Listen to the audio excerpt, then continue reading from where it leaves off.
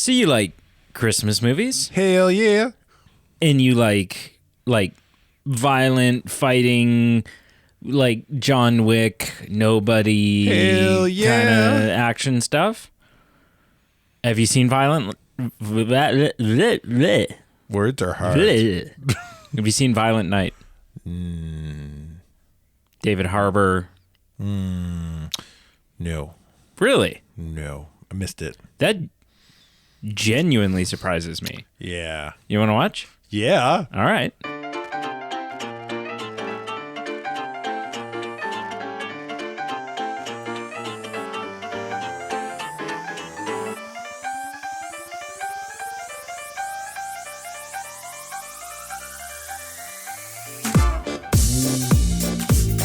Okay, so before we go any further, I was thinking about it and I was like, have we ever done this on the podcast before?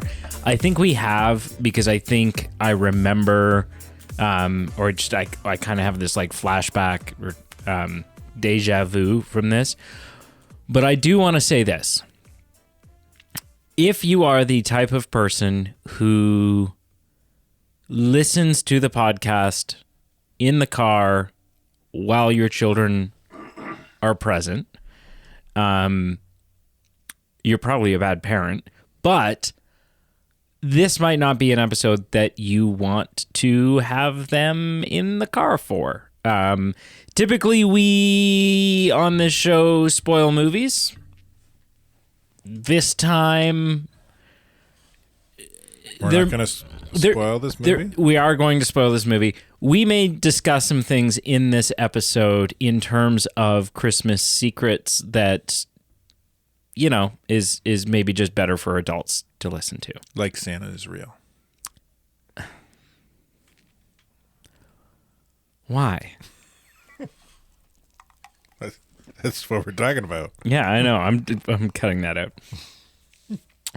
out. So how's it going? Why would you cut that out? Why? Because it's way too close to, like, just don't even. Because you can't end a warning without giving the parent time to shut it off without, like, instantly. And I know you said the opposite of it, but it's still like it's just too close to like it's just too close. It's fun. I said the opposite so that you wouldn't have to cut it out. It's anyway. It's fun. Leave it in. So, how's your week going? Well, Is your tree up? no. What? No. This is crazy. Friggin' Scrooge. My boys were sick Monday, Tuesday, and Wednesday last week. Yeah, just like cold. Cold, bad cough. Yeah, it's going around. Fever. It's going around. Yeah, and then the older boy had been having not every night or nap time, but periodically having trouble napping, almost like he's in pain. Oh, A couple times he said his ears hurt, so we ended up taking him to the hospital. like last growing night. pains? No, he had some kind of ear infection, but by the time we took him to the hospital, his the ear. doctor Sorry, was like, yeah, he looks like he had something, but he should be good now. Cleared up. Yeah. So, it was kind of a whack week. We're gonna get it tomorrow. You know what's wrong with Christmas movies? There's not enough violent ones. No, listen, This is something we can talk about while we're reviewing it as well. And I think Pete and I have talked about this on the podcast before. Maybe you and I have. But it's a problem with Christmas movies that most of the time you can just kind of like, you have to just suspend disbelief. You have to just kind of go, okay, doesn't make sense, but it is what it is. Like, you know, whatever. Yeah. But I really wish a film would tackle this intelligently, and do like a really clever explanation for it. In these movies, all disclaimers having been given, in these movies, the cliche is, you know, the parents don't believe in Santa. And at some point during the film, that magic is rekindled inside of them, and they realize, oh my God, there is a Santa. Yet every Christmas morning, there are presents under the tree that you actually did not put there. Right? The milk and cookies are gone. You didn't eat or drink them. I don't know which film it is, but there is a film that tackles that. Is there? Yeah. I need to see it. Maybe it's the Santa Claus. No, it doesn't. Or there was one that did, and maybe if I start explaining it, the actual movie will jog with you. But there is a movie where they explain, like, well, when you reach a certain age, you kind of just like your mind can't whatever, and you kind of so as you when you reach adulthood or a certain age as a teenager, Yeah. your mind shifts and you just kind of accept that these were things that you did. right. So you just Maybe you're kind of missing gaps of time. Is it Christmas Chronicle? It could be Christmas Chronicles. Christmas Chronicles. Which But I yeah, love. you're just like missing gaps of time or Not whatever. missing. Like the movie explained it like that. Santa put the Christmas present there, but the parent. Oh, as a or parent, the- you almost was have like false memories. Yeah, I bought that for them. Right. Okay. And put Santa on it. And put Santa on it. Yeah. Okay. You don't remember seeing a film like that? No, it's not jumping out at me, but I'm pretty it sure could there's be. a film like that. I've only seen Christmas Chronicles maybe twice, so it's possible that there's because that's not something they'd necessarily dwell on. Like it could be a throwaway line that is, the crucial exposition that I'm looking for, but doesn't, isn't as memorable as Santa doing a musical number in the Slammer. That's such a good Christmas Chronicles is a great film. I really don't like the second one. The second one's not nearly as good. The In first fact- one is gold. in fact- it is my favorite Christmas This might be pertinent information to you because I know you're struggling to find a Christmas movie I haven't seen. We found one. I found one. Oh, did you? Okay. Yeah. I watched maybe the first 15 minutes of Christmas Chronicles 2 and then turned it off. That's fair. Simply because I was like, I didn't like the one thing I didn't like, and we've had this discussion, and I know you like it, and it doesn't bother you, blah, blah, blah. I don't like the design of the elves, but it's used so sparingly in the first one that it's kind of not really a big deal. It's a major plot point in the second It's one. like it starts out and it's all this like weird, and it's just like CGI the main antagonist stupidness. is a human being who used to be an elf. Oh, is it? Yeah. Okay. So It's a really weird. yeah. And it's a really fun thing in the second one because it's kind of used sparingly and it's kind of like this weird fun twist on the Christmas elves. Right. And it's like, oh, that's so cool. But it's That's just a like, fun do way you to know what I think mean? about Like it. it's got like the live action Yeah. Alvin and the Chipmunks kind of feel to it. Like it's just weird that they're these little critters and not like I think it's fun. It's odd. Yeah, but anyways, it's bad in the second one. hello and welcome to the Movie Men podcast. We are the Beat Team. Ho, ho, ho. Yeah, happy holidays, Merry Christmas, Happy Kwanzaa, Happy Hanukkah, Happy Festivus. For the rest of us. Is there like there's probably what are the satanic bunch doing this time of year? Is there like a devil worshipping? They hibernate. Do they? Yeah. Anyways, Yeah. season's greetings to you as well. Happy December.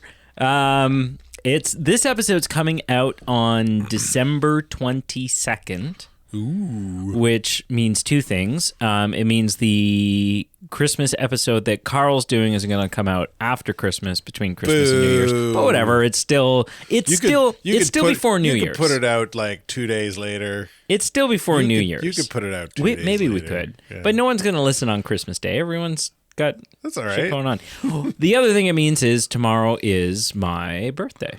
Happy birthday, you filthy animal. Yeah, we got to figure out. We got to do something. Yeah, We'll we'll go figure it tobogganing or. Well, you always plan your own birthday parties. I know, but that was me in my 20s. Here's the thing. I'm turning 32, and that's a real bitch, because when you turn 30, it's like, yeah, technically you're in your 30s now, but not really. You're not really in your 30s. You're like, you've still got 1 foot in your 20s, and you're, and then you turn 31, and you're like, okay, yeah, like I'm creeping into my 30s now. Like, this is weird. 32, I'm like, I'm firmly in my 30s now. Screwed. Yeah. Yeah. You still have 1 foot in your 30s, but just barely. Yes. Yeah. I don't know. You're 1 foot in your 30s. I have a buddy. So it's the 10th today we're recording.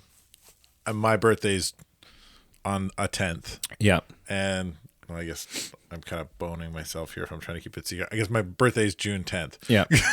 Which you and you have, like, it has never been on your Facebook. It has never been. One of the biggest mistakes you've ever made is allowing me to find out when your birthday was, because you've had at least 3 birthday parties thrown by me since knowing you. Yeah. Anyway, I have a buddy, I grew up with, one of my best friends. He's born December 10th, exactly 6 months later. Oh, okay. So is this Tim? No. Oh, okay. So I sent him a happy birthday today, and he said, a message, and he said, yeah, thanks. Anything I should know about being 40? And I said, yeah, man, it's get your toboggan out. It's all downhill from here. It's all downhill. And then I followed that up with, but then again, what the heck do I know? I've only been 40 for 6 months. Yeah, exactly. Yeah. So today we are reviewing Violent Night. Yeah. A film that I Not actually... Fat Man. No. See, and I actually saw... So interesting about this. So I saw Fat Man, I don't know, like 3 years ago or something, close to when it first came out. And there are... Fat Man was 2020. I have some issues with Fat Man. Like, Fat Man's a little... Okay, so 4 years ago. I have some issues with that movie. Like, it's good. Fat Man's not great. Like, there's some campiness to it. They did some really fun things. They did do some really fun stuff. However, the one thing that I've said repeatedly is one of, if not in the number 1 slot, I really like Mel Gibson's portrayal of Santa. Yeah. Like, I think it's just a fun approach to that character. Mm-hmm. I've been at this a long time, right? And he's, and this Santa's sort of similar, the David Harbour one, just in the sense that, like, he's become jaded. Yes. To Christmas. So, and I mean, we'll definitely get into all of that. I saw this movie in the theater. Oh, did you? I did see this in the theater. Nice. Yeah, weirdly. I think I don't know why. I think it was reviewed it, didn't you? No. Reviewed one of them. No. Yeah, we did Fat Man. Yeah. Yeah. I saw this movie in the theater with Brienne, and I think it was just like the trailer looked kind of fun. I think, we were maybe fresh off of David watching. Harbour was pretty hot. Yeah, we were fresh off of watching, like, the most recent Stranger Things season, or like whatever it was, and we're like, okay, yeah, let's go see this. It was like still sort of just coming out of lockdown times. Like, you could go to the theater, but maybe there was still, like, you probably still had to wear your mask at the theater. We lived 2 hours away from all our friends and family. Like, we were looking for something to do because we were isolated and lonely and depressed. So we went to go see this. And yeah, and I think it's right around the same time that Nobody came out. And it was like, ooh, like, it was Nobody might have been 2021. But I really liked that film. Like, I think the Nobody film is actually better than, I think it's actually better than the John Wick films. Like, it's just got works better for me. There's some kind of loose tie to it. Either there's a coin. Yeah. He's got the Continental coin in his, so it's same universe. But yeah, so shall we do initial impressions? Sure. Of Violent Night. So I'll go first, as is the rule. Yes. I I think it's fun. I think it's not without its faults, but it would be very easy for a film like this to simply just go violent and gore and balls to the walls action and not take it upon itself to also weave in some like heartfelt layers, like a message and sort of, a real, like, it's sort of some heartwarming stuff. Like, it'd be easy just to go, Santa's a badass and he needs to F some shit up, right? It'd be really easy to do that. You would end up with a more hollow experience, maybe more action, and maybe some, gun fu and some whatever else. Sure. But you'd end up with a more hollow film, right? You wouldn't have that kind of heartwarming, oh, wow, like it does, these people have a happy ending. And the whole fact that, this is just initial impression, so we'll get into this. But ultimately, I think it's a great film. It's not like, it doesn't even breach my top 10 Christmas films. It's certainly not a traditional style for Christmas films because it is R-rated and it's violent and it's, whatever else. So I wouldn't put it on anyone's quintessential Christmas watching list. But I was delighted to find out that you hadn't seen this because I was like, oh, this ticks 2 boxes, right? Yeah. Like this is something Carl will find fun. Watch this because you put 5 things up, and I was like, well, there's only one thing on here I haven't seen. Yeah. So which I was delighted that it was on it because it is something I've been wanting to watch. So it's good. I think it's a good film. I think David Harbour does a good job in the role, I think it's fun. Mm-hmm. What do you think? I think this film does a lot of things right. It does some weird things wrong. Yep. I agree. It misses the mark on a few things. And it does one thing that may be a cinema first, which I was really interesting. Yeah. So that would be my initial impression. And let's jump into that because that's really cool. This thing that you're about to say should bump your score up by at least a 0.5. Yeah.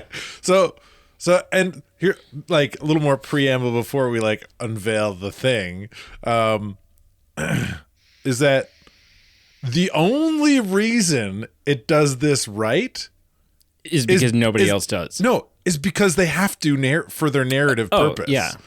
Or else it doesn't work. Well, which I mean, they could have like someone removed them. Someone sets off a car alarm, or someone says something else. Like, but anyway, it was easy not to do it, but they chose to. The thing is, guns are loud, and silencers are a thing. Yep. And the way most of Video the population games, movies, understands them due to media. Can I do the sound effect? That a silenced weapon goes. Not how I would have done it, but okay. Snick it. Yeah. Snick it. It makes a really quiet whisper noise. The example that I gave to Brienne, because Brienne watched it with us, is, Carl and I in movies and video games, Carl and I could be sitting on the couch together. I could be looking away from Carl. Someone could shoot Carl with a silencer. Or, also in movies, just with a pillow between him and the gun. And I would have I probably wouldn't have heard it, right? Like they treat the word silencer as a literal translation that it will in fact silence the gun. Right. When in reality, and I just Googled this. I'll read the quick Google search. A firearm suppressor, although there is variation in well-engineered suppressors, generally a well-engineered suppressor's noise level will be reduced about 20 to 35 decibels. Which is significant. Like that's 30 decibels is a lot of sound. But however, it's not quiet. It doesn't make the gun whisper quiet. There is no scenario where someone can shoot a gun with a silencer in your house on the opposite side of the house with all the doors closed, and you're not aware that something has just happened. Yeah. The whole point of a suppressor is so that you don't have to wear ear protection on the range. Yes, and suppressor is actually a better, more apt description than silencer. Yeah. Yeah. But this film, yeah. In this film, it changes the sound of the gunshot effects for sure, but it does not silence them. Like people are shooting people outside, and the people inside can hear the gunshots. gunshots. Yeah, and that's accurate. Now it's possible, and they're out in the country, so it's possible that maybe the neighboring property doesn't hear it. Oh, definitely. They're by the way they set up the film.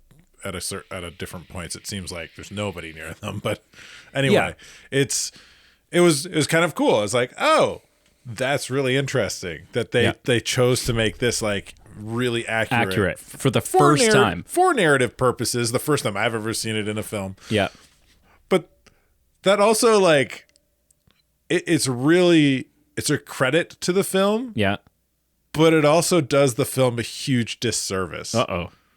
Why? Because it happens really early in the film. Yes. Which leads me to go, okay, this is pretty grounded. Oh, they're going to make it super accurate. I'll suspend disbelief in my mind. This happens, and my mind goes, okay, this is a Christmas film. Santa is real in this film because we've seen him fly away on reindeer. So Christmas magic is a thing. Okay, so anything Santa does, I have to suspend some disbelief. Right. But everybody else and everything else 100% is rooted. Yeah. Right? And even some of the things Santa does or interacts with have to be rooted. But then he like grabs some tinsel to strangle a person. Tinsel is not that strong. Yeah. There's no way, like it's not piano wire. But still, Santa magic, right? It's Christmas magic. The things he interacts with don't become magical though. No. And they kind of establish that a bit. But I mean, that's kind of like that's sort of the only one because you do see him. You do see him do some Santa magic. Like I have no issue with the fact that in the course of 30 seconds he sucks a giant candy cane to a stabbable point. He's Santa. Yeah. Right? Sure. Or that he forms a snowball that is going to knock a guy off his feet. Comes icicle right? ball. Like to me, I'm like, I buy that. That's good. Yeah, and there's a few things like that where you can suspend it. But like he stuffs a stocking full of balls, and this isn't saying that billiard balls. This is unbelievable that this happened, but the ball doesn't become magic. The stocking doesn't become magical all of a sudden and unbreakable. The balls fly out. They fly out, right? That's not one of those discredits I'm talking about. I'm just saying like that's more of a point that not everything he interacts with is now touched by Christmas magic and special. He doesn't even know how the Christmas magic works. Yes. He can't control it. He's kind of just So this brings me to a really interesting point. It's one of my main demerits for this film, and also a unique situation that I'm in this film.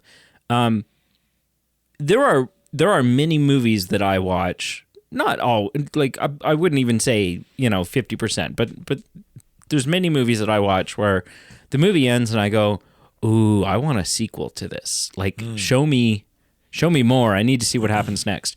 This isn't one of those films for me. Like I don't think it needs a sequel. My God, do I want a prequel? And that doesn't happen to me very often because something this film does wrong. It almost does really cool and then just kind of drops the ball on it. We discover, so the rules of this Santa, it's not like Tim Allen's Santa where multiple people do the job and you sort of pass the mantle and blah, blah. No, this is the guy. This is the guy that started it all. He's been doing it since the beginning. Mm-hmm. But he also had a life before Santa. Yeah. And not nice. We're sort of alluded to that a little bit when like the first time we see him like take his shirt off, and you're like, oh, this guy's got like Viking tattoos. Yeah. Like this is what is going on. There's a bit of a flashback to him being a Viking. He was like a Viking. I don't know if it was necessarily a Viking, but he was some sort of like, 1,200 years ago or something. Some sort of Norseman. He was like, yes, he was a guy with a giant hammer, and he called the Skull Crusher, and he, blah, blah, blah. And then at some point he decides that he's gonna be Santa, and then he's gonna, blah, blah, blah, that he essentially becomes not immortal, but ageless, or he's immortal, but he's not ageless. Invincible. Yeah. And Christmas magic is keeping him but alive. you don't see any of that. You get no explanation. You find out, hey, he knows his way around killing people because he used to do it for a living. Yeah. And then the flashback ends, and you're kind of like, oh, maybe we'll get a series of flashbacks How that he kind of became like Santa. piece this all together and stuff like that. But you don't get any of that. You don't get why he stopped being a brutal murderer. You don't get, which would have been a really great thing for like how, he spent the last 1,200 years not doing that stuff. And this is the first time he's had to kill since then. And right, like there could be a real internal struggle, PTSD thing for Santa going, but like, I'm just like, I would watch a David Harbour movie of, where not even until like the third act does he give up. Like it'd just be a film like I'm watching The Northman. But at the end of the film, the guy becomes Santa Claus. Like, and tied, obviously same universe, like tied into this. I'm just like, to me, that's a big demerit is they show you a nugget of cool background, but they don't ever expand on it or turn it into anything. And I feel like the reason why they do it is to give you an explanation for why Santa's able to kill, but I don't need that explanation, right? I'm able to look at it the same way I don't need an explanation for why Mel Gibson's Santa and Fat Man can kill people. He's Santa Claus, right? He is a guy that probably, like, there's some shitty people in the world, and this is probably not the first time Santa has had to defend himself. It's not the first time that he's had to do some combat. And I love that concept for a Santa. I love the idea that Santa, although fat and jolly and merry and all these things, also has had, like he was Santa during the World Wars, and he was Santa during the Dark Ages, and he was Santa during, right? Like, so I don't know. To me, that's a big bummer. And makes me want a prequel, but I would be shocked. I'd shit lumps of coal if we ever got one. Like, I don't think that's in the books. Yeah, I'd be lying if I said I didn't have similar feelings, but I would also say that it does not to the degree that it puts me in the same camp as you. I'm happy and fine with what they gave us. Yeah. But you agree they should have given a little more? Maybe a little more. Yeah. Just a second flashback. For me, this is one of those things we've talked about when we watch the horror films. Like, I don't need a full explanation. No. Sometimes the viewer's imagination, my imagination, is going to create something way more intriguing than what they could possibly offer. Sure. Which makes it better. But don't give me a nugget of an explanation. Just like remove but they that didn't whole even give thing. me a nugget of a minute. They just said Santa used to be a bad man. Yeah. Used to be on the naughty list. Now he'd be at the top of the naughty list, he said. If there was one. I don't need to know why. I don't need the movie to tell me how Santa went from there to being Santa. Right. Or even from being Santa to being jaded Santa. They did, although they do talk about that. get into that. Yeah, he's right, which in the case of this film is more important than Bad Man to Santa story, right? Which is one of the reasons it doesn't bother me, because the story's not about becoming Viking to becoming Santa. No. It's about becoming how he became jaded to becoming back to being full Santa. Yeah. So while I like, if they made a second one, I think that'd be great. A prequel one, that'd be fun. I don't need it. Right. And and I don't need it either. I'm happy not to have it, and I'm happy to not have more explanation than they gave us, because it would detract from what the actual story they're trying to tell is. Right. Yeah. So, and we can get into that. So, yes, the film starts and Santa's sitting at a bar in England, just getting wasted. And I assume Santa maybe, because we see him drink a lot. Like, we see him drink enough throughout the course of this film that he shouldn't really be upright. I'm guessing there's some Christmas magic there. I'm guessing his tolerance is a little different than making sure he can get through the night. Like, this is the guy that can eat 12 million cookies in one night and doesn't die. He's a Viking man too. He probably drinks a lot even when he's not depressed. But so it kind of sets it up like our Santa is a Santa that is just kind of going through the motions at this point. Yeah. Like he is the reason he shows up at a place. He eats the cookies. He drinks the crappy milk and spits it out. Looks for the alcohol. Has a little drink. They kind of set it up that that it's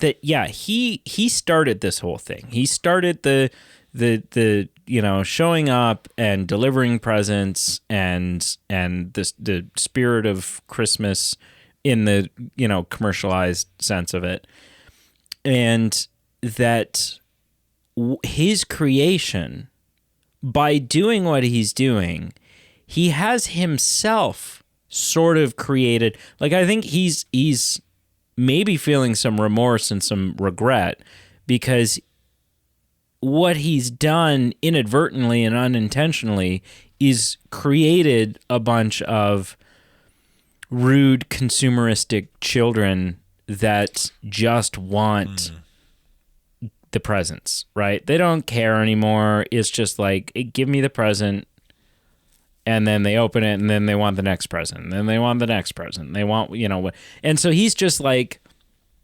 look, I set out to do this great thing for hundreds of years, over 1,000 years. It was going great.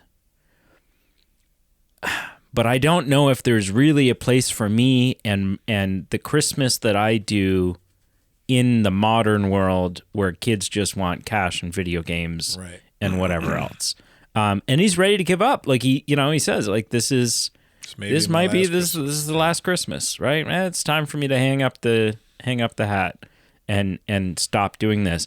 And it's the undying belief and commitment and love of this our one of our main protagonists, Trudy, little girl, that relights the fire in him of why he's doing what he's doing, and that there are kids out there that still believe in him wholeheartely.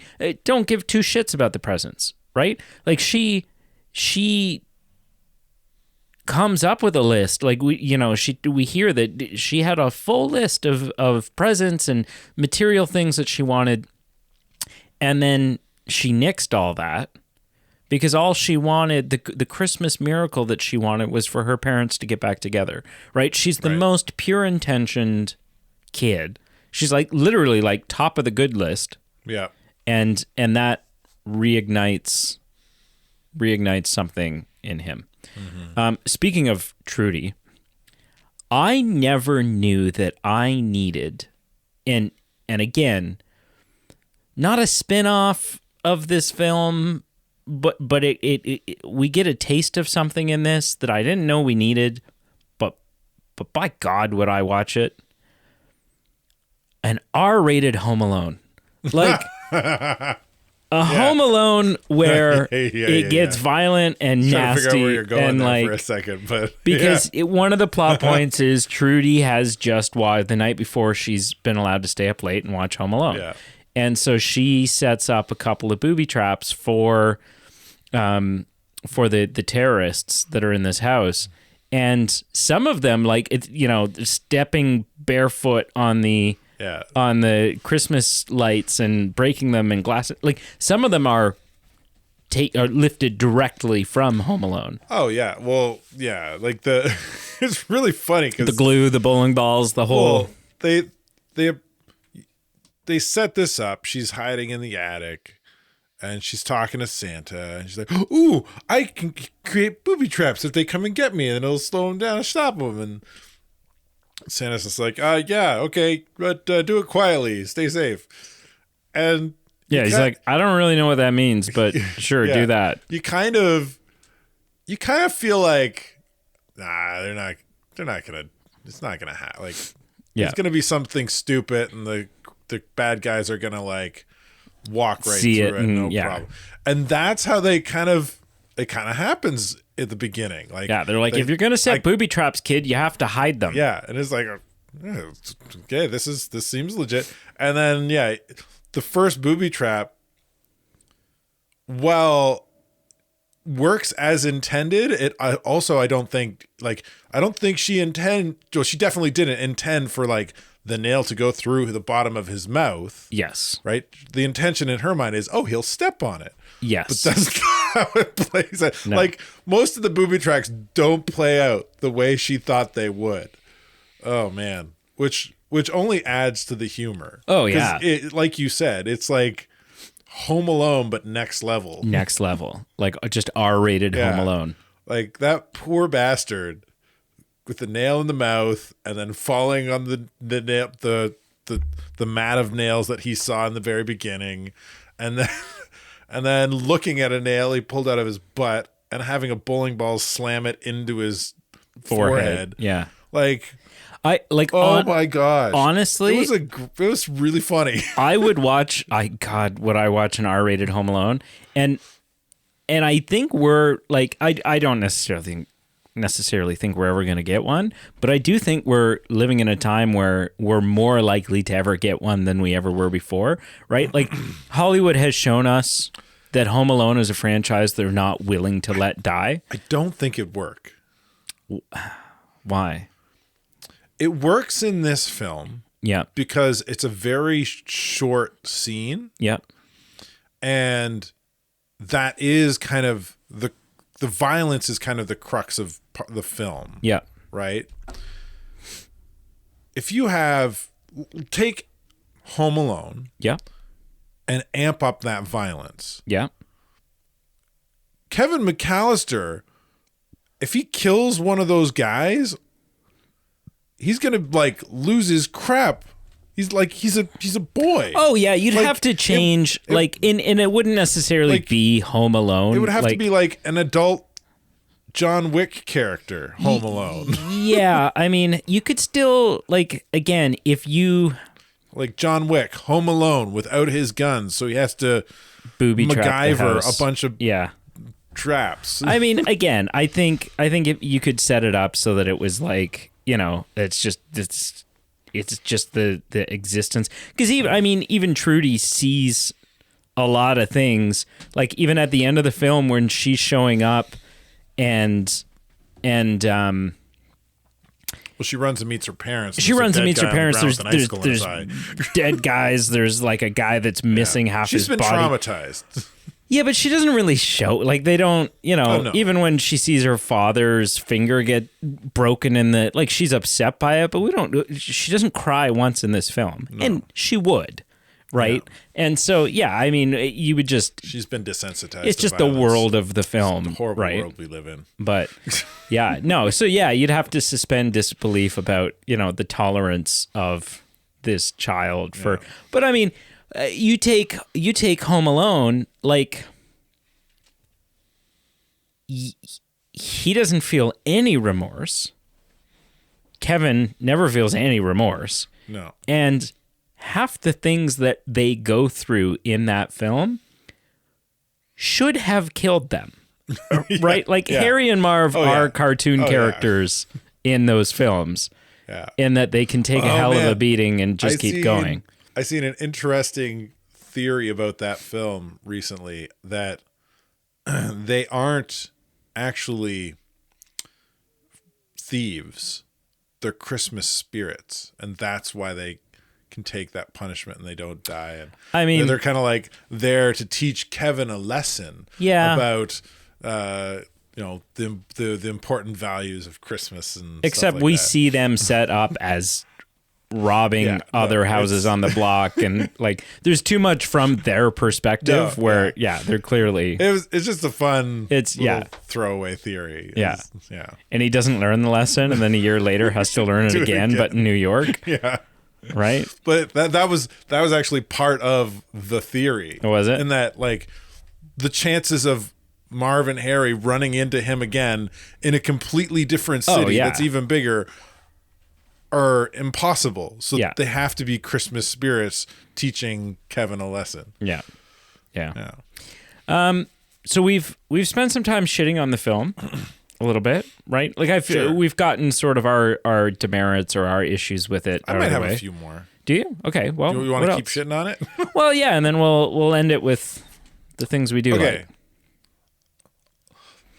The film ends and Santa's like, "I'm Santa again." Yeah. And I don't buy it. Okay. You don't think it's earned? I don't like. He goes through a lot. Yeah. He goes through hell to save this little girl and the family and stuff. But why was he like depressed about Christmas in the first place? Because he says a couple of times in it, he's like, I know, nobody believes anymore. It doesn't matter. Yeah. That doesn't change. No, but he changes a little, but like I have a hard time buying his turn. So a lot of the kids out there still suck, right? Like all the kids out there that suck still suck. None of them have changed or been impacted by this. Yeah. What has changed is two things. One, a group of people saying out loud that they believe in him has been powerful enough to bring him back from the dead. Yeah. A little life altering. Which and two, that scene I have a hard time buying too. Sure. But secondly, and more importantly, this is a guy that although, he gets all these letters and he goes into everyone's homes and he delivers the presents and he's got, the magic of Christmas allows him to remember every detail about all these kids and, all this stuff. Typical Santa fare. He's been pretty it's a pretty detached job, right? Like he's in the present and customer service industry, except he never actually gets to interact with any of his customers. Yeah. He doesn't get the opportunity to... He doesn't get a letter after Christmas saying, "Thanks, Santa, for bringing me this gift." He's not in the living room when the kids open it. Yeah. He doesn't get any of the credit. He doesn't... he's not set up in a mall somewhere with kids sitting on his lap, right? Nobody sits on this Santa's lap. Mm-hmm. And so a night of being one-on-one, for the most part, not even face-to-face, but just like through the walkie-talkie with a kid, the perfect kid for this redemption, right? The kid that is just loves Santa and believes in him and doesn't doubt him for a second. Right. That is, yes, all those shitty kids are still out there.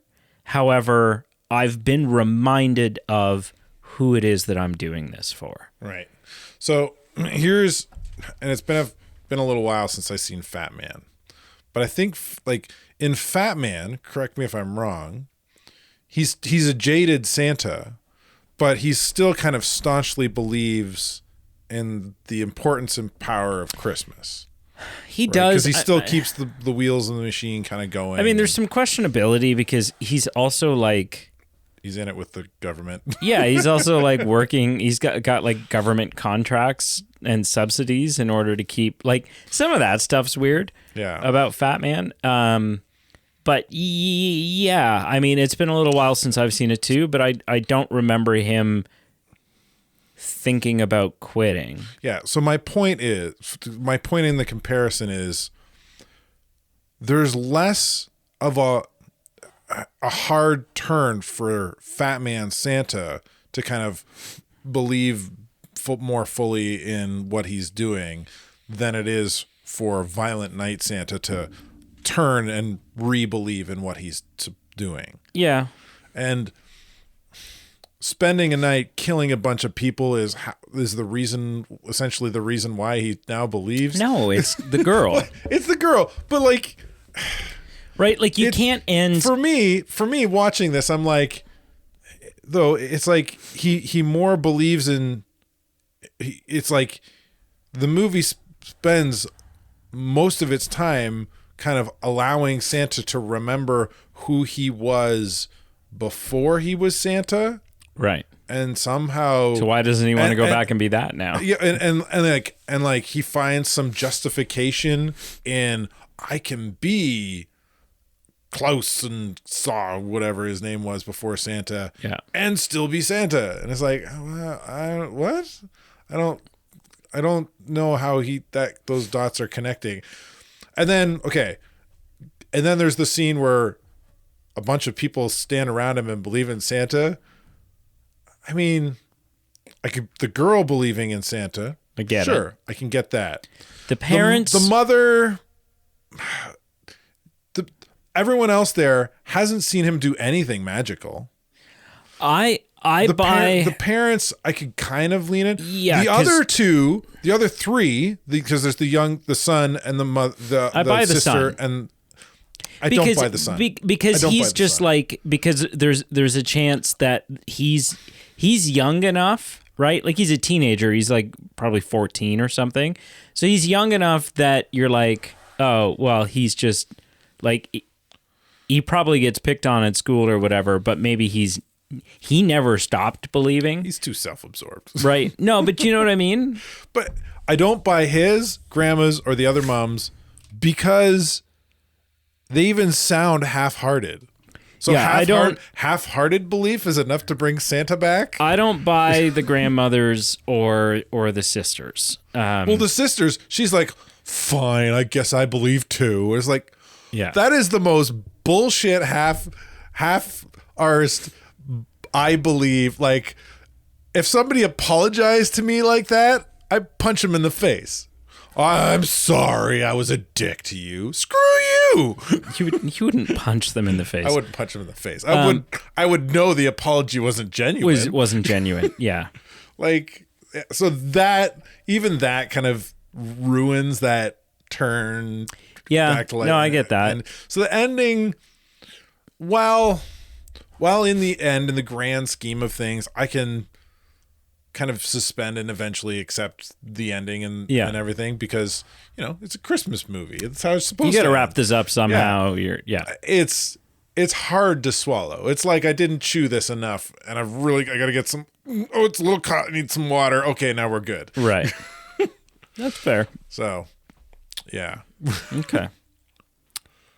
What do you have more things you don't like, Mr.? Not unless we want to go with Mr. Scrooge. If I had to take I didn't take notes. No, it's fine. But it would be like all those, I would say it would be a bunch of those little nitpicky things where like the silencer sets up this like realistic thing, and now all of a sudden. Which, is nitpicky. It's really a Christmas silly. movie. You're supposed to suspend some disbelief. You're supposed to. But it was more of the like, oh, Santa suspends disbelief. Everything else is grounded. Yeah. Like it almost, and it's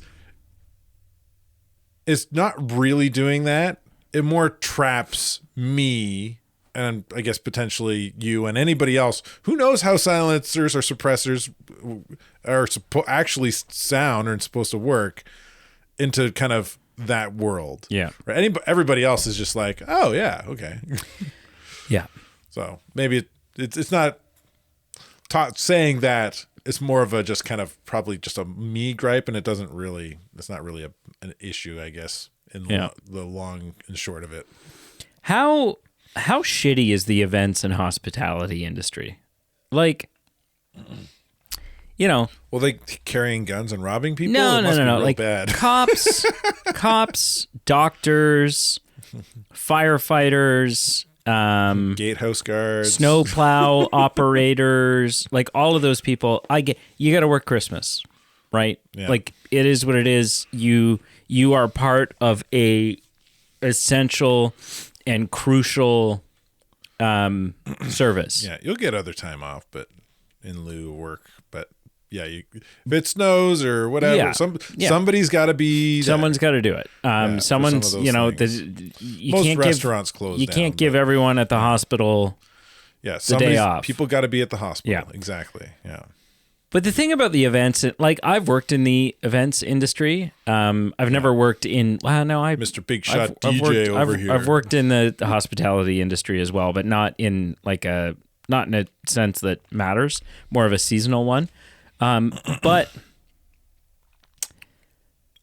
like, you just have all these people that are like, now they all turn out to be terrorists and not actually a catering company. But to be standing, like, before you realize that the bartender is a terrorist. I mean, I caught onto it pretty quick. Sure. Especially with what was the really messed up dude's code name?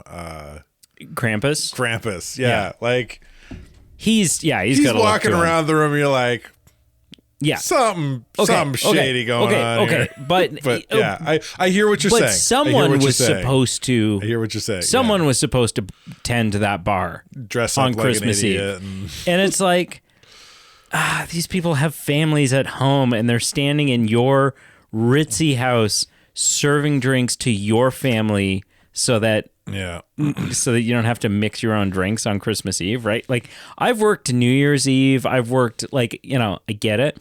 But it's some of that stuff that's just like, you're not an essential service. You're not, like hotels, right? Hotels are open on Christmas, and someone's changing beds and swapping towels Christmas morning at 11 a.m. after checkout.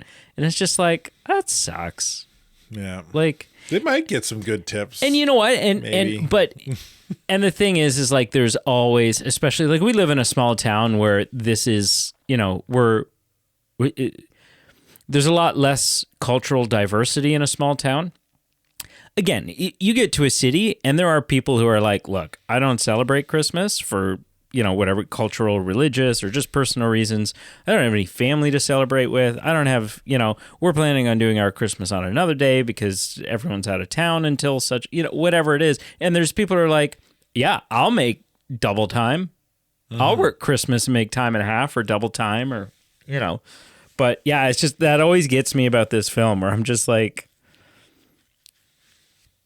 you hired a catering company to cater. And it's not even like Christmas Eve day and they're going to all have time to like get home.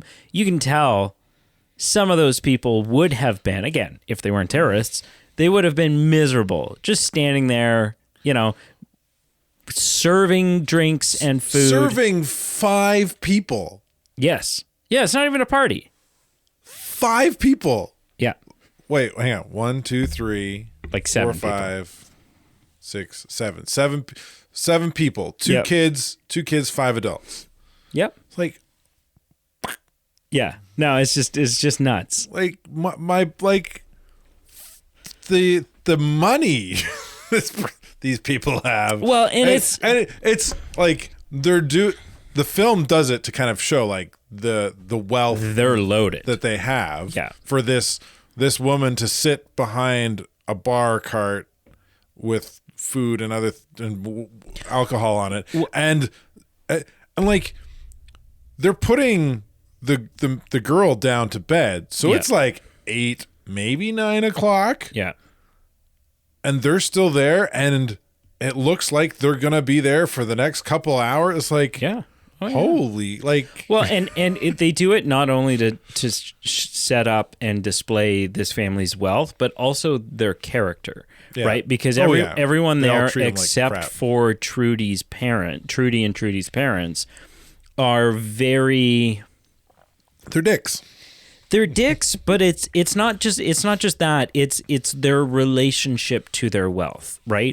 It's not just that they have a lot of money. Greedy dicks. It's they have a lot of money and are posh. They're greedy dicks that like to rub their dicks in people's faces. They're what? No, they're elite, right? They're elitists. Yeah. They're very like, we have money, and so why shouldn't we have? Like it's I'm gonna.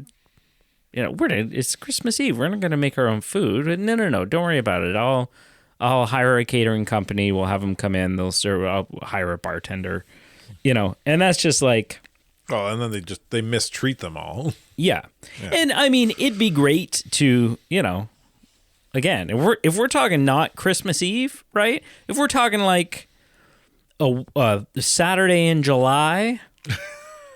I would love to have that I'd love to have like you and your wife and Aaron and Emily and Pete and his wife and a couple of people just over and be like, I've hired staff for the day. Like, don't even worry about it. Don't even worry about it. They're gonna cook. They're gonna clean. They're gonna It'll be a whole thing. It'll be great. We can just sit by the pool and sip our drink Mai Tais. Yeah, and but I've never had a Mai Tai.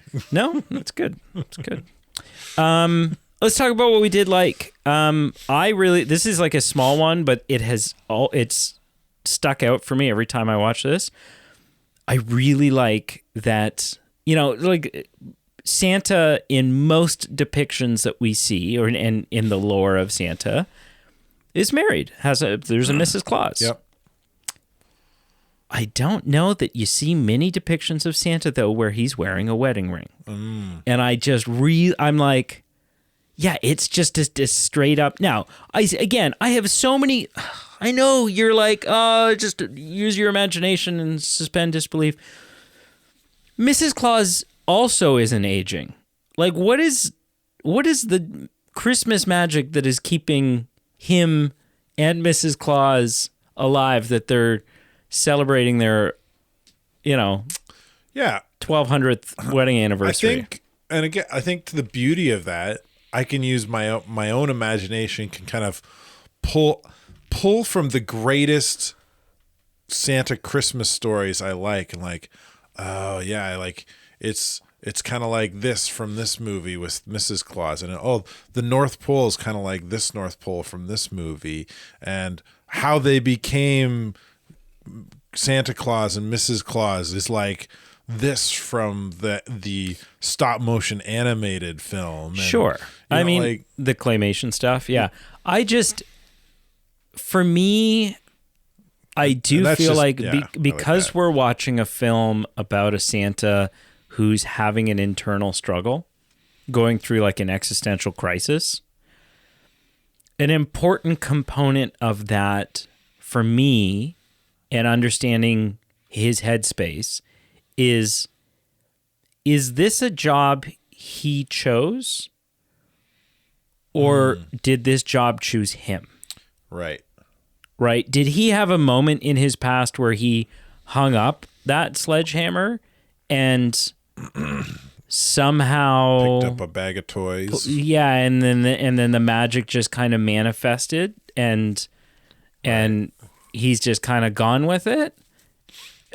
Or did something happen to him where he was drafted into this position by a pre-existing magic, right? Like, because that does inform a little bit of his headspace, right? And I never wanted to do this job anyways, right? Or I got to remember why yeah. I don't know. But I really, really like the wedding ring. Interesting. Yeah. I like the variety in fighting that we see. It's not the most like, it's not Jackie Chan level stuff. It's a little more like street fighting bar brawly. Yep. Make do with what you have kind of. Yep. Yeah. I liked the use of Christmas magic, and that Santa knew it existed, can make use of it. He knows, like how to send himself up the chimney by touching his nose and things like that. He knows how some aspects of it work. It's like old school Santa rules. But he really doesn't understand it. Yeah. He doesn't know how it works. He doesn't know where it came from, why it's a thing. Yeah, it just kind of, he just knows it's there and that it works. And I think that's kind of fun. That's fun. And I like that it doesn't work with everything he touches and everything he does. And I think that was good. So like when he's patching himself up and he starts like, like taking the hook from the Christmas bulb and stuff. Yeah. And you're like, at first I'm like, oh, he's going to do some Christmassy magic-y stuff. No, he's got to stitch himself up. No, he just stitches himself up, and he uses a piece of wrapping. Like we were just recently, we were like ragging on Evil Dead for its use of duct tape. Yeah. And so he starts tying wrapping paper and a bow to help hold in his stitches, and it's just like, this is not gonna work the way you think it is. Except for Christmas magic. It's Santa. So I don't think there's Christmas magic there. I think he's just like using what he has on hand, and that's the best thing he's got. I mean, it's really funny. My interpretation of it, and where I do start to use that, really like fun. Using my imagination to fill in the gaps thing that you were talking about, is, I kind of look at it and would like to think that, had he used kite string and a dish towel, it wouldn't have worked. Or had he used, a grocery bag and some masking tape, it wouldn't have worked. Yeah. But because he's Santa and he used gift wrapping paper, it does work, right? That there's a less obvious, less in your face magic going on there, but that it's him. It's that he understands that things are going to work out better for him when he's using and interacting with Christmassy things, right? Like there's probably, I kind of like that headcanon that he doesn't know how the Christmas magic works, but as long as he's using Christmas things, it works better. It has more chance of working or work better, right? Like, and he definitely has some kind of healing factor. Yes, because he got stabbed like real good. And whatever it was he was using to stitch himself up definitely would have broke open. Oh yeah. At some point, like he had a couple big falls off. He had at least one big fall off a roof after that, and the big fight in the shed, and like those stitches would have came out real easy at some point. So but yeah, I like that headcanon. I like the idea that I like that too. That he could have thrown a baseball as hard as he could, but it wouldn't have done as much damage as the snowball did because it's a snowball and he's Santa. Yeah. Right? That is, he can wield a snowball like nobody else can because it's Santa. That's his territory. Yeah. Right? Well, and that I think there is some credibility given to that headcanon in the film right near the end where he's like, I feel cold. I haven't felt cold in a long time. Many years. Yeah. Yeah. I thought for a moment there was going to be a passing torch moment in that film. To who? To the dad. Was it going to become the new Santa? Yeah. It's a way worse ending than we got. Because there's no reason for him to. No, especially because it would have been the first mantle passing. Yeah. Right? But it would have made no sense because there's no reason for him to do it, given the fact that he's just a greedy SOB like everyone else. Yeah. He was stealing $300 million. Which, and for a good reason. yeah, but he wasn't. No. Well, a half good reason. You could you gotta give him a little bit of credit because he was trying to get out from under his mom's thumb and So take $5 million and live comfortably for the rest of your life. Who steals $300 million? Yeah. And then is like what? I don't understand what his plan was there, because the plan was, I'm going to steal $300 million. Me and my family are going to take off first thing in the morning, before presents, before anything else, and then my mother will open up a card from me saying, I stole all your money and I left. Yeah. You're not worried about reprisals? You're not worried about retaliation? All her money. She stole the money that she had stolen from the government. Yes. That she hasn't even spent yet. So she's still got all her money in the bank. Yes. This is just however, this is essentially unclaimed does money. He not think that there's going to be some sort of I guess he's fallout. not worried. He's not worried about it.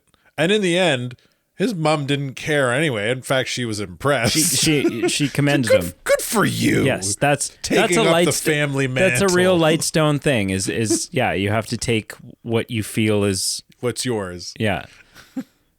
Yeah. Oh man, Jeez. What a messed up family. Is there anything else you did like?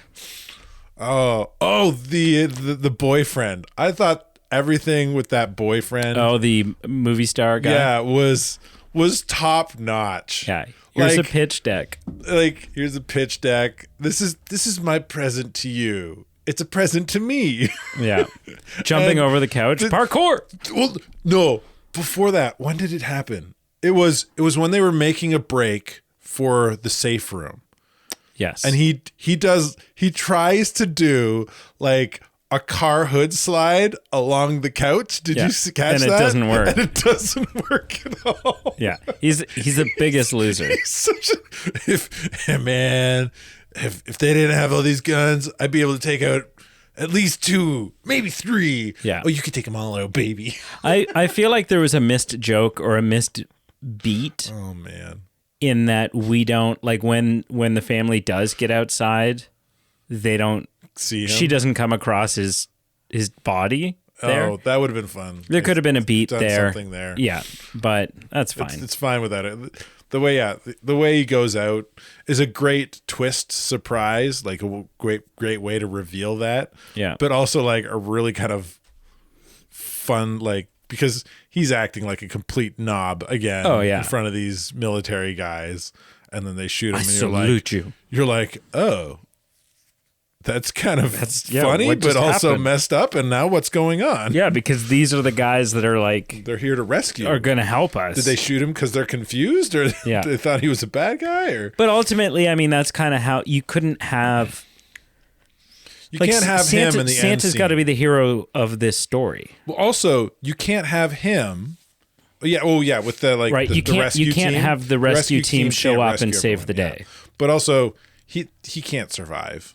No. What's he gonna do? Like, Santa's dead on the ground. Everybody's saying, "I believe." What's this douchebag gonna do when it's his turn? Like, I believe in myself. I believe that I could probably play Santa in a film. Yeah. Santa, give me your coat. I'll do this for you. You go to your next reward. All right. Are we ready to score this thing? Sure. Okay. Get your I don't have my get your all right, I get the list out here. So, I like the movie. It's not without its faults. It's not a top 10 Christmas film.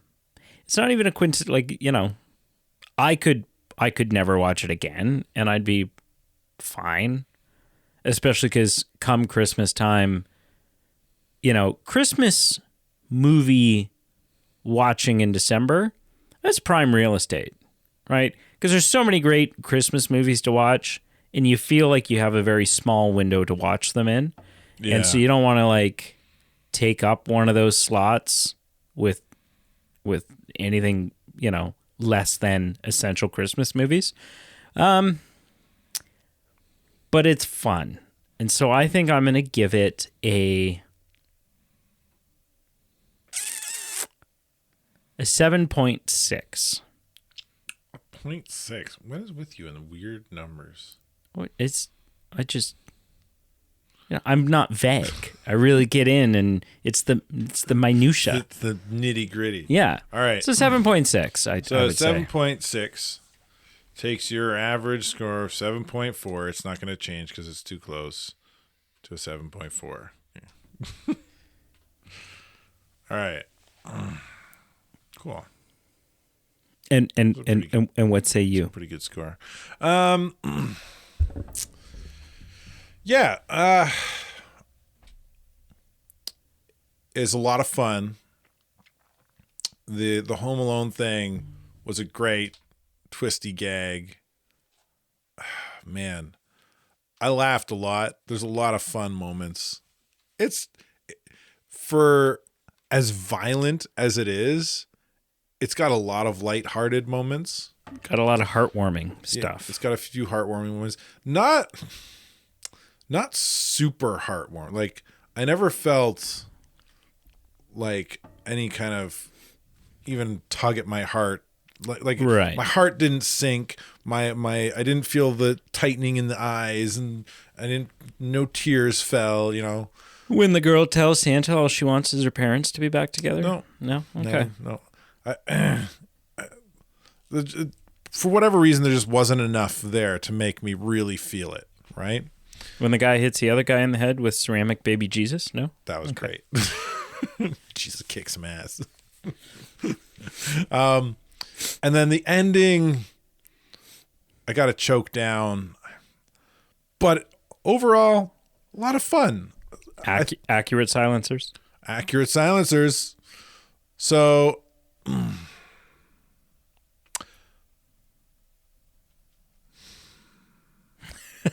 this is the biggest struggle you've ever had. Yeah. So unlike I've said before, like, I like to judge a movie for what it is. Rate it in a vacuum. Rate it in a vacuum for what it is, right? Yeah. So it's a Christmas movie. So then I can compare that. I can rate it based on other things within that vacuum, right? It's a Christmas movie. Okay, so I can rate it against other Christmas movies. And I'm with you. Like, I don't think it even cracks top 10. No. Which means I got to bring it down. And it feels like I'm going to score it worse than it should be. Like, my gut kind of goes in that vacuum.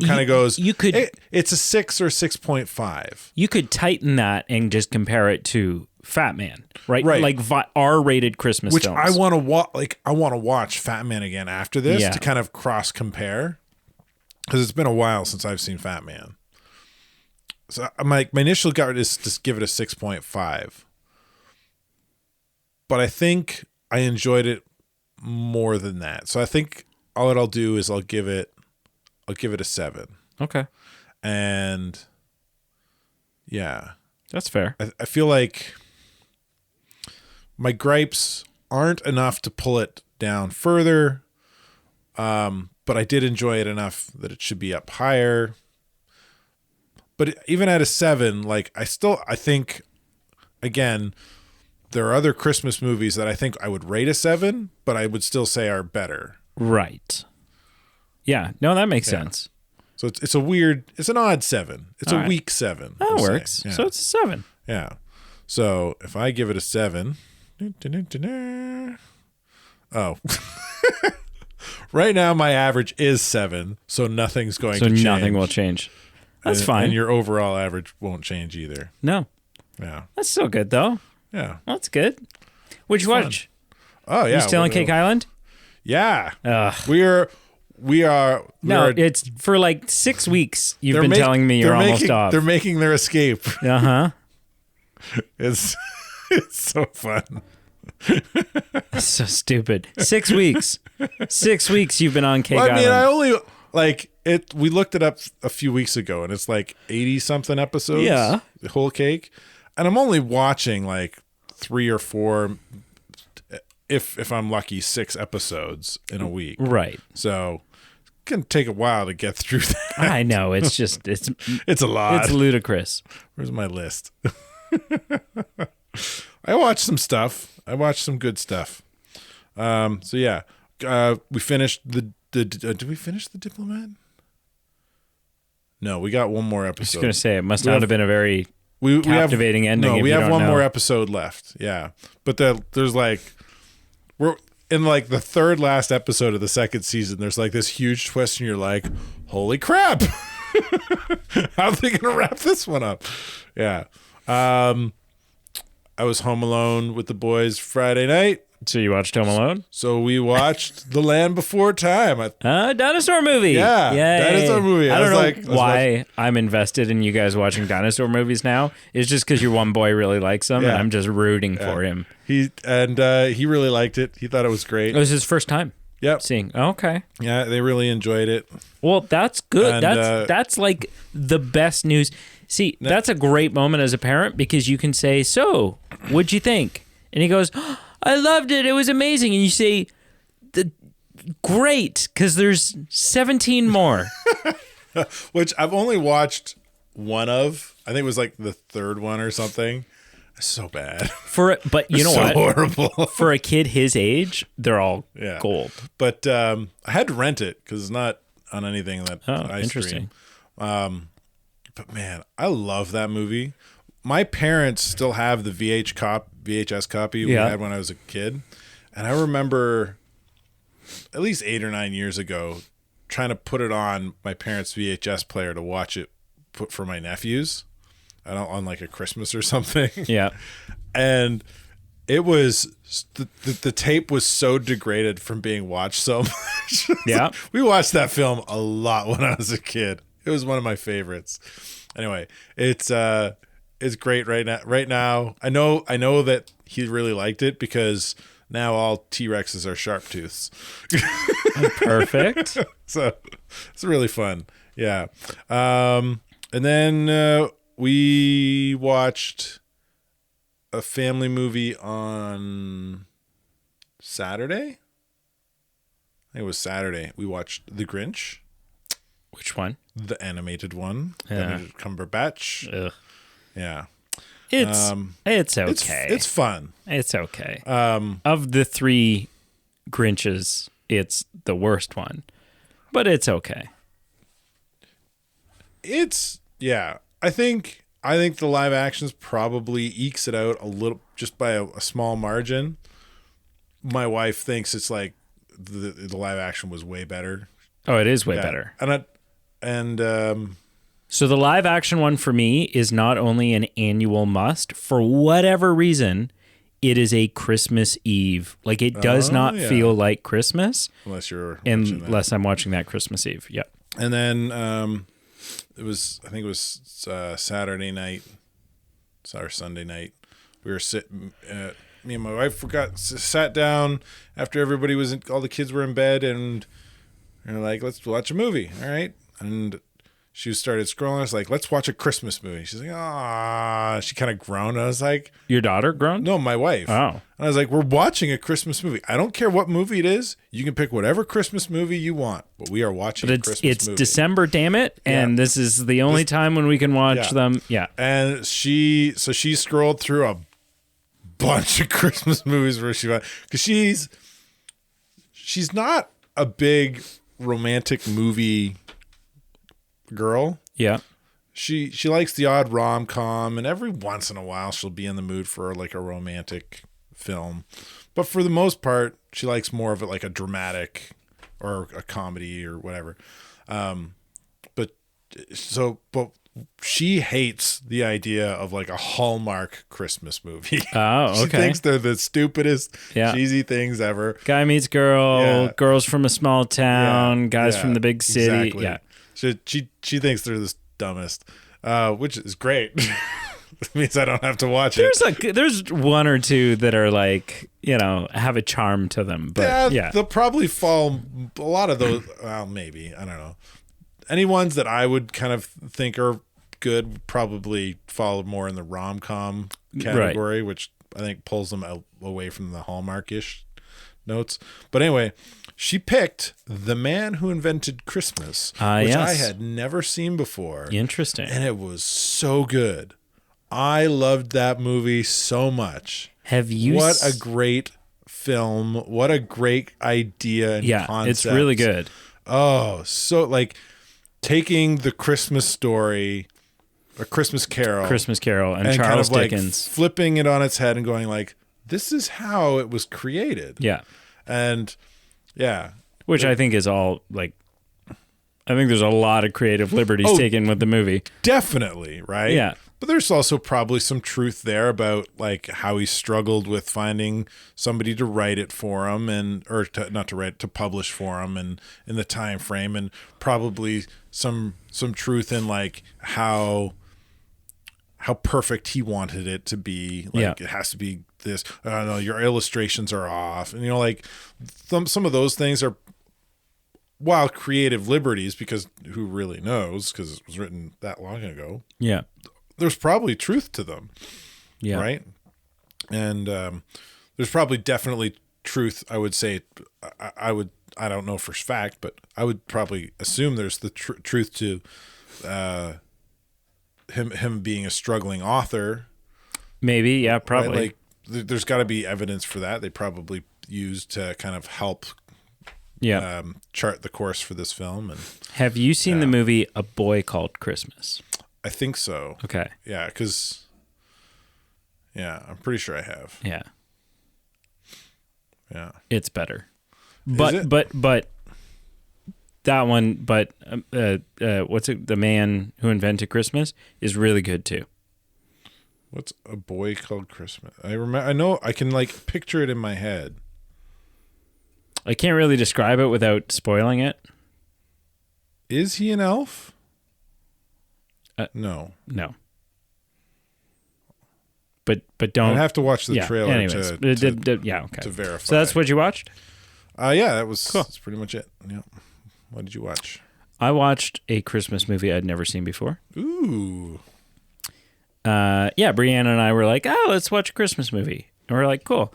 And then we're like, maybe we should both watch a Christmas movie that neither of us have seen before. That could be fun. Okay.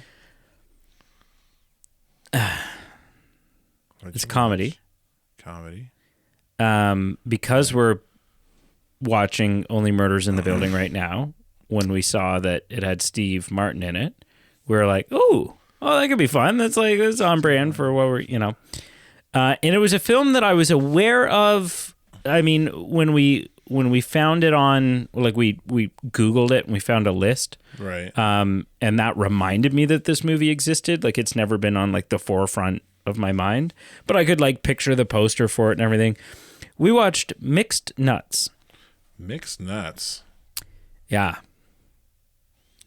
And 1994 comedy. I spent the whole movie entertained. Adam Sandler's in it. But yeah, like 19-year-old Adam Sandler, like super young. But several times while watching this movie, Brianna and I looked at each other and we were like, what is this movie? Like, what is happening right now? And ultimately, I'd probably give it like a 4 out of 10 or something. It's not good. But I would watch it again with someone else just to be like, what do you think of this? Right? Like, I need a second opinion. Essentially, it's a story about 3 people. Like, this is kind of the synopsis through the eyes of me. 3 people who run a suicide prevention hotline out of their condo are about to get evicted because they can't pay the rent. Then, oh God, it's like, it all works out in the end because the landlord that's going to evict them accidentally gets shot by their pregnant friend while she's in a fight with her husband who's dressed like Santa because she went crazy and shredded all the rest of his clothes.